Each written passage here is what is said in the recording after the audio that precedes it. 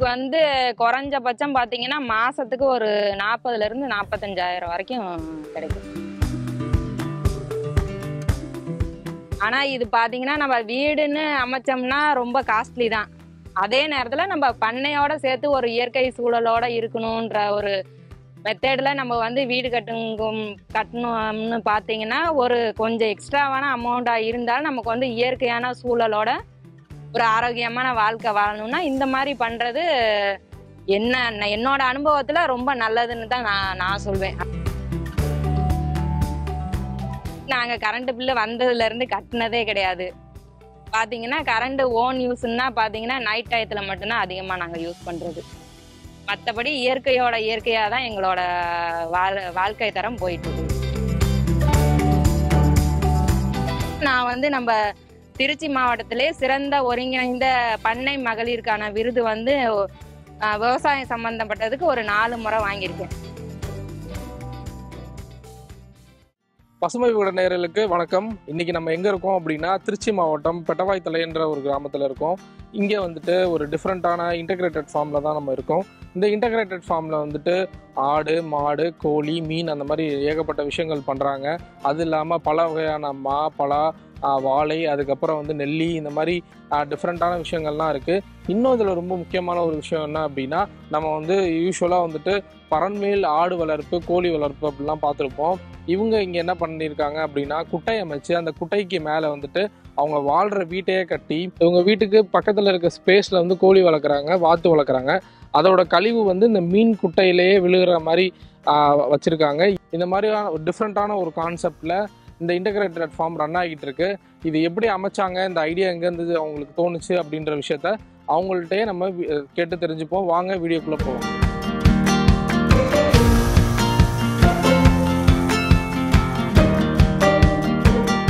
இந்த பண்ணை பார்த்தீங்கன்னா எப்படி நாங்கள் ஆரம்பித்தோன்னா பார்த்தீங்கன்னாக்கா ஸ்டார்டிங்கில் இது வயலாக தான் இருந்துச்சு. நெல், வாழை, கரும்பு இந்த மாதிரி நாங்கள் தோட்டமாக தான் போட்டுட்டு இருந்தோம். அதுக்கப்புறம் ஒரு சின்ன ஐடியா வந்துச்சு, நாங்கள் வந்து மீன் குளம் மாதிரி வெட்டலாம் அப்படின்னு சொல்லிட்டு இப்போ அந்த மீன் குளம் மாதிரி அந்த வயலை வந்து மாற்றணும். மீன் குளமாக வெட்டிட்டு பார்த்தீங்கன்னாக்கா ஒரு மீன் குளம் வெட்டி ஒரு 25 வருஷமே இருக்கும். அதுக்கப்புறம் பார்த்தீங்கன்னா நம்ம ஏன் இது ஒரு பண்ணையாக அமைக்கக்கூடாது, நம்ம ஏன் இடத்த வேஸ்ட் பண்ணணும், வீடு கட்டுறதுக்கு நிலம் வாங்குறதுக்கு ஒரு தனி அமௌண்ட் போகும், வீடு கட்டுறதுக்கும் ஒரு தனி அமௌண்ட் போகும், ஏன் இதையே நம்ம வந்து ஒரு டிஃப்ரெண்ட்டான ஒரு பண்ணையாகவும் இருக்கக்கூடாது, அதுலேயே ஒரு வீடு செட்டிங்கும் இருக்கக்கூடாதுன்ற ஒரு ஐடியாவில் தான் இந்த மெத்தடில் நாங்கள் வீடு கட்டினதே.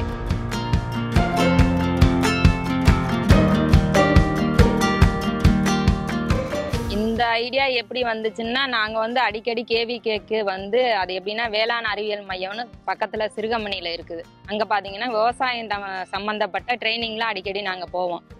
அப்படி போகும்போது இந்த மாதிரி ஒரு வித்தியாசமானது செய்யலான்னு நாங்கள் தனித்தனியாக ஆடு, மாடு, கோழி, மீன், வாத்து வளர்க்குறது, இப்படி இந்த மாதிரி ஒவ்வொன்றுக்கும் நாங்கள் பயிர் பண்ணுறது, நெல் என்ன பண்ணலாம் எது பண்ணலான்னு தனித்தனியாக நாங்கள் வந்து ட்ரைனிங் எடுத்திருக்கோம். அந்த மாதிரி எடுக்கும்போது நம்ம வந்து எல்லாத்துக்கும் தனித்தனியாக வேலை பார்க்குற மாதிரி இருக்குமே, நம்ம ஏன் ஒரே இடத்துல பண்ணக்கூடாதுன்னு வந்து நாங்கள் ஒவ்வொரு ஸ்டெப்பாக எடுத்தது தான் இந்த மாதிரி ஒரு மெத்தடில் இன்டகிரேட்டட் ஃபார்மிங்காக வந்தது. சில என்னென்னா எங்கள் வீட்டுக்கார் வந்து இன்ஜினியராக இருக்கார். அவரோட ஐடியா மூலமாக தான் நாங்கள் இந்த மாதிரி வந்து ஒரு வீடு அமைச்சதே. பார்த்தீங்கன்னா கீழே வந்து ஒரு 12 அடிக்கு நல்ல கெட்டித்தர எந்த அளவுக்கு இருக்குமோ அந்த அளவுக்கு நாங்கள் வந்து ஃபைல் ஃபவுண்டேஷன்னு சொல்லுவாங்கள்ல, அந்த மாதிரி கீழே இறக்கிட்டு மேட்டை அதுக்கப்புறமேட்டுக்கு ஃபுல்லாக எல்லாம் அந்த எந்த அளவுக்கு ஸ்ட்ராங்காக இருக்குமோ அந்த 12 mm கம்பியை என்னமோ சொல்லுவாங்கள்ல, அந்த மாதிரி ஒரு ஸ்ட்ராங் லெவலில் இருக்கிற மாதிரி தான் நாங்கள் மெத்தடில் வந்து வீடு பேஸ்மெட்டமே பார்த்தீங்கன்னா ஒரு வீடே கட்டலாம் அந்த அளவுக்கு பண்ணியிருக்கோம். ஒரு 7 அடுக்கு ஏற்றுனாலும் எந்த வித பிரச்சனையும் வராது. முதல்ல வந்து ஒரு விவசாயம் பண்ணணும்னாவே ஒரு சகிப்புத்தன்மைன்னு ஒன்று இருந்தால் மட்டும்தான் விவசாயம் பண்ண முடியும். எல்லாரும் சொல்கிறாங்க விவசாயம் பண்ணுறோன்னு, ஆனால் பொறுமை மெயினாக பார்த்தீங்கன்னா பொறுமை அவசியம்.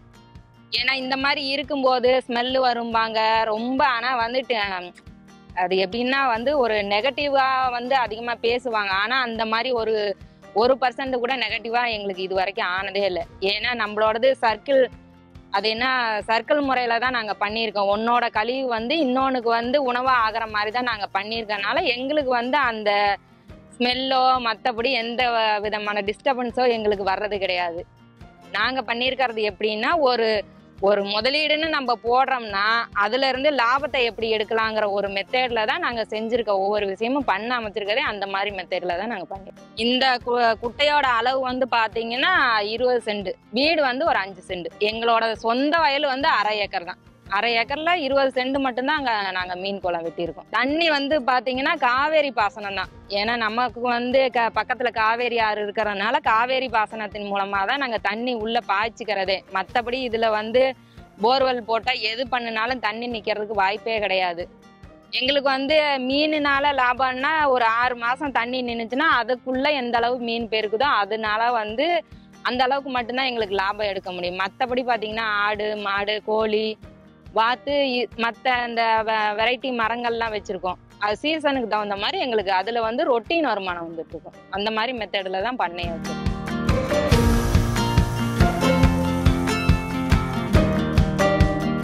இதுல பாத்தீங்கன்னா சீசனுக்கு தகுந்த மாதிரி கட்லா, ரோகு, மிருகால், புல்லுக்கண்டை, அப்புறம் பாத்தீங்கன்னா ஜிலேபி, இந்த மாதிரி ரகம்லாம் அந்தந்த சீசனுக்கு தகுந்த மாதிரி வெரைட்டி மாத்திட்டே இருப்போம். ஏன்னா ஒரே ரகமா நாங்க விடுறது இல்லை, அப்பைக்கப்ப மாத்தி போட்டுட்டு இருப்போம்.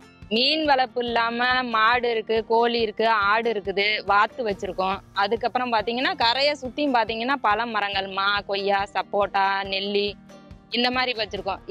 வச்சிருக்கும் போது நமக்கு வந்து ரொட்டீன் வருமானம் வரும். ஒவ்வொரு சீசனுக்கு என்னென்ன காய் பழம் கிடைக்குதோ அதன் மூலமா எக்ஸ்ட்ரா வருமானமா வந்துட்டு. கோழி வந்து நாங்க ஒரிஜினல் நாட்டுக்கோழி மட்டும்தான் வச்சிருக்கோம். ஏன்னா பண்ணை கோழிங்கிறது வைக்கும் போது அதுல வந்து நிறைய நோய் தாக்குதல், கிளைமேட் சேஞ்சிங் அப்ப எல்லாம் ஒவ்வொரு விதமான நோய் வருது. அது இல்லாம வந்து ஒன்னோட ஒண்ணு கொத்தி அதுங்களாவே காலி பண்ணிடுறதுனால நிறைய நஷ்டம் ஆயிடுச்சு. நானும் ஒரு 4-5 தடவை வச்சு பார்த்துட்டேன். ஆனா இதுல பாத்தீங்கன்னா நாட்டுக்கோழி வந்து நல்ல விற்பனை வாய்ப்பும் நிறைய இருக்குது. எங்களுக்கு வந்து இங்கேயே வந்து வாங்கிட்டு போயிடுறாங்க. அதே பாத்தீங்கன்னா நோய் எதிர்ப்பு சக்தி அதிகமா இருக்கிறதுனால எங்களுக்கு நோய்க்கு உண்டான மருந்து மாத்திரை எதுவுமே போடுற செலவுங்கிறது இல்லாம போயிடுது. எங்களுக்கு வந்து குறைஞ்சபட்சம் பாத்தீங்கன்னா மாசத்துக்கு ஒரு 40,000 இருந்து 45,000 வரைக்கும் கிடைக்கும். மொபைல் ஏடிஎம் மாதிரி நமக்கு வந்து கையில வந்து ஒரு வருமானம்னு எப்ப குறையுதுன்னு நினைக்கிறோமோ ஏதோ ஒரு காயோ, பழமோ, ஒரு ஆடோ, ஒரு கெடா குட்டியோ ஏதோ ஒன்று வந்துடும். கோழி டக்குன்னு பாத்தீங்கன்னா ஒருத்த வந்து கேட்கறாங்கன்னா ஒரு கிலோ 500 இருந்து 550 வரைக்கும் விற்போம். ஒரு 2 கோழி வித்தாலும் அன்னைக்கு செலவுக்கு நமக்கு வருமானம் வந்துடும். ஆனா இது பாத்தீங்கன்னா நம்ம வீடுன்னு அமைச்சோம்னா ரொம்ப காஸ்ட்லி தான். அதே நேரத்துல நம்ம பண்ணையோட சேர்த்து ஒரு இயற்கை சூழலோட இருக்கணும்ன்ற ஒரு மெத்தேட்ல நம்ம வந்து வீடு கட்டணும்னு பாத்தீங்கன்னா ஒரு கொஞ்சம் எக்ஸ்ட்ராவான அமௌண்டா இருந்தாலும் நமக்கு வந்து இயற்கையான சூழலோட ஒரு ஆரோக்கியமான வாழ்க்கை வாழணும்னா இந்த மாதிரி பண்றது என்னோட அனுபவத்துல ரொம்ப நல்லதுன்னு தான் நான் சொல்வேன். 100% வந்து ரொம்ப நல்லதுன்னு தான் நான் சொல்லுவேன். ஏன்னா நாங்க வந்து ஒரு 13 வருஷமா இந்த இதை வந்து நாங்க அனுபவிச்சுட்டு இருக்கனால நாங்க சொல்றோம். ஸ்மெல்லு வந்து அதிகமா இருக்காது. ஏன்னா நம்ம வந்து ரொம்ப போட்டு அடைச்சு வச்சிருக்கும் போதுதான் நமக்கு வந்து ஸ்மெல்லு வருமோ ஒழிஞ்சு இந்த மாதிரி ஒரு காத்தோட்டமா இருக்கிறதுங்கும் போது நமக்கு வந்து ஸ்மெல்லு வர்றதுக்கு வாய்ப்பே இல்லை. அதே சமயத்துல அடிக்கடி நம்ம வந்து தண்ணியை வந்து மரங்கள் உறிஞ்சிக்கும். அப்படிங்கும்போது அதோட ரொம்ப எச்சத்தோட கழிவுங்கிறது வந்து மரம் வந்து உறிஞ்சிக்கிறதுனால அதோட ஸ்மெல்லு வந்து வெளியில வர்றதுக்கு வாய்ப்பு இல்லை. அதுக்கப்புறம் வந்து அதிகமா தண்ணி நம்ம வெளியில மோட்ரு போட்டு எடுப்போம். அப்பைக்கப்ப எடுத்துட்டு இருக்கிறதுனால வந்து தண்ணி வந்து அதிகமான ஸ்மெல்லு வரல. இது வரைக்கும் எங்களுக்கு வந்து அடிக்கல. ஆனா வெளியில இருந்து பாக்குறவங்களுக்கு மைண்ட் செட் வாரியா அது வந்து இருக்கிற மாதிரி தான் தோணும். மற்றபடி எங்களோட அனுபவத்துல அந்த மாதிரி ஸ்மெல்லு அதிகமா வந்ததில்லை. இந்த மீன் வந்து எந்த டைம்ல வளர்ப்பீங்க? இந்த மீன் குட்டைக்கு வேற என்னென்ன செலவுலாம் தூர் வாருவீங்களா? தூர் வாருவோம். பாத்தீங்கன்னா ஒரு 3 வருஷம் 4 வருஷத்துக்கு ஒருக்க வந்து அப்போதைக்கப்போ வந்து கிளறி விடுவோம். ஏன்னா அந்த இது வந்து மீன் வளர்க்குறதுங்கிற அதோட வெயிட்டுங்கிறது அதிகமாகாது. இருக்கிற மண்ணிலேயே ஒரே மாதிரி இருந்துட்டு இருந்துச்சுன்னாக்கா வந்து அதோட growth வந்து குறையும். அப்படிங்கும்போது நம்ம இந்த மண்ணெல்லாம் எடுத்து வெளியில போட்டோம்னா மரத்துக்கு வந்து ஒரு சத்தா ஆயிடும்.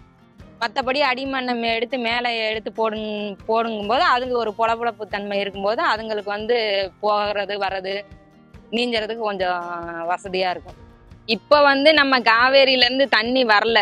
ஒரு 2 மாசங்கிறது 3 மாசம் மட்டும்தான் தண்ணி வந்துச்சு. அதனால நாங்கள் வந்து ஒரு 2 தடவை ட்ரை பண்ண மீன் குஞ்சு விடலான்னு.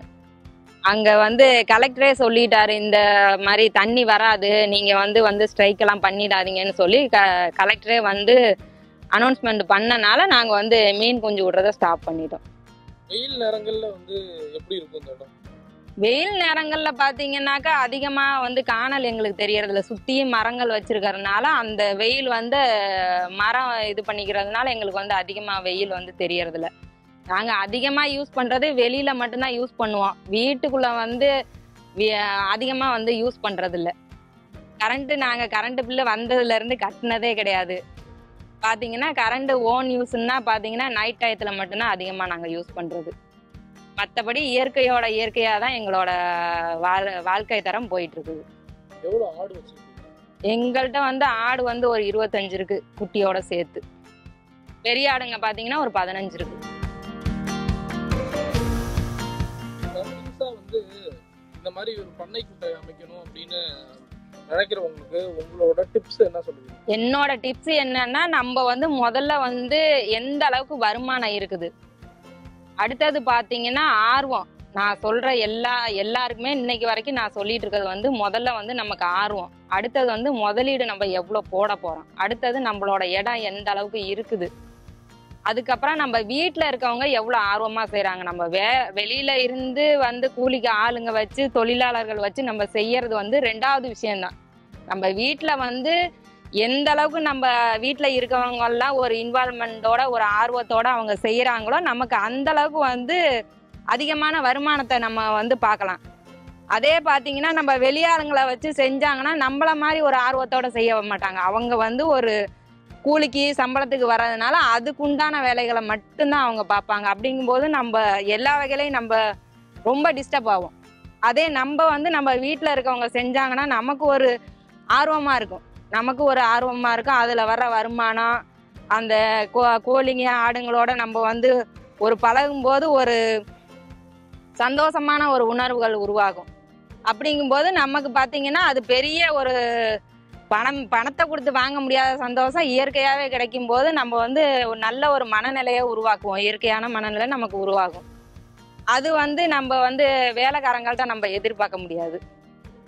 அதனால எல்லாரும் ஆர்வத்தோட இருந்தா கண்டிப்பா நல்லபடியா பண்ணலாம். அது நாங்க வந்து அடிக்கடி கேவிகேக்கு ட்ரைனிங் போயிட்டே இருந்ததுனால இப்ப பாத்தீங்கன்னா ஒரு 20 வருஷமா நாங்க ட்ரைனிங் போயிட்டு இருக்கோம். இப்போ பார்த்தீங்கன்னா நான் ட்ரெயினராகவும் இருக்கேன், அதில் எஸ்சிஎஸ்சி மெம்பராகவும் இருக்கேன். எஸ்சிஎஸ்சி மெம்பர்னா விவசாயம் சம்மந்தப்பட்டது மகளிர் குழுவோட ஆர்கனைசராக நான் இருக்கிறேன் கேவிகேல. அது எஸ்சிஎஸ்சி மெம்பர்னு சொல்லுவாங்க. அடுத்தது பார்த்தீங்கன்னா நம்ம கேவிகேலையும் போய் ட்ரைனிங்லாம் கொடுப்போம், விவசாயம் சம்மந்தப்பட்ட ட்ரைனிங்லாம் கொடுப்போம். அங்கேருந்து ஃபார்மர்ஸ் வருவாங்க, அவங்களுக்கு வீட்டிலையே இந்த இன்டகிரேட்டட் ஃபார்மிங் பற்றி ட்ரைனிங் கொடுப்போம். அடுத்தது வந்து பசங்க காலேஜ் அக்ரிகல்ச்சர் காலேஜ் பசங்களும் வருவாங்க, அவங்களுக்கும் ட்ரைனிங் கொடுப்போம். அடுத்தது பார்த்தீங்கன்னா சிறுதானியம் சம்மந்தப்பட்ட ட்ரைனிங்லாம் கொடுத்துருக்காங்க, அதுலேயும் நான் ட்ரெயினராக இருக்கேன். அதுவும் பார்த்தீங்கன்னா அங்கே கேவிகேக்கும் போய் கொடுப்போம். வெளியில் பார்த்தீங்கன்னா யாரும் ட்ரைனிங் கேட்டாங்கன்னா நாங்கள் வெளியிலையும் போய் அதுக்கு சம்மந்தப்பட்ட ட்ரைனிங் கொடுக்குறோம். அதுக்கப்புறம் பார்த்தீங்கன்னாக்கா அங்கங்கே ஸ்டால் போடுறதுக்கு எங்களுக்கு சொல்லுவாங்க. முக்கியமான காலேஜஸ், மற்றபடி கவர்மெண்ட் ஃபங்க்ஷன்ஸ் ஏதாவது இருந்துச்சுன்னா அரசு சம்மந்தப்பட்ட ஃபங்க்ஷன்ஸில் வந்து எங்களுக்கு ஸ்டால் போடுறதுக்கெல்லாம் சொல்லுவாங்க. எங்களோட குழு மெம்பர்ஸ் நாங்கள் வந்து தைரியலட்சுமி மகளிர் சுய முன்னேற்ற குழுன்னு ஒரு குழு வச்சுருக்கோம். அதில் வந்து நான் வந்து தலைவராக இருக்கேன். எங்களோட குழுவில் இருக்க மெம்பர்ஸுங்களுக்கு வந்து ட்ரைனிங் கொடுத்து வச்சுருக்கனால அங்கங்கே போய் அவங்களும் ஸ்டால் போடுவாங்க. அதன் மூலமாக எங்களுக்கு குழுவுக்கு வந்து ஒரு அடிக்கடி ஒரு வருமானம்னு வந்துட்டு இருக்கும். அதுக்கு அப்புறம் பார்த்தீங்கன்னா நான் வந்து நம்ம திருச்சி மாவட்டத்திலே சிறந்த ஒருங்கிணைந்த பண்ணை மகளிருக்கான விருது வந்து விவசாயம் சம்மந்தப்பட்டதுக்கு ஒரு 4 முறை வாங்கியிருக்கேன். பார்த்தீங்கன்னா ஒரு 2 தடவை வந்து டெல்லியில் போய் வாங்கிட்டு வந்துடுவேன். கிசான் புரஸ்கார் அவார்டுங்கிறது மெயினாக நான் வாங்கின முதல் அவார்டு. அது இந்த மாதிரி நான் அவார்டு வாங்குறதுக்கு வந்து முழுக்க காரணமாக இருந்து ட்ரைனிங் கொடுத்தது நம்ம சிறுகம்பெனி வேளாண் அறிவியல் நிலையம் தான். அதனால வந்து அதுக்கு என்னோட நன்றியை நான் தெரிவிச்சுக்கிறேன். ஒரு கிராமத்தில் பிறந்து நான் 12ஆம் வகுப்பு தான் படிச்சிருக்கேன். இருந்தும் இந்த அளவுக்கு ஒரு விவசாயத்தின் மூலமாக என்னால் வெளியில் வர முடிஞ்சுது அப்படின்னா என்னோட திறமைகளை வெளியில் நான் கொண்டு வரதுக்கு ஒரு காரணமாக இருந்ததுக்காக எல்லாருக்குமே நான் ஒரு நன்றியை சொல்லிக்கிறேன்.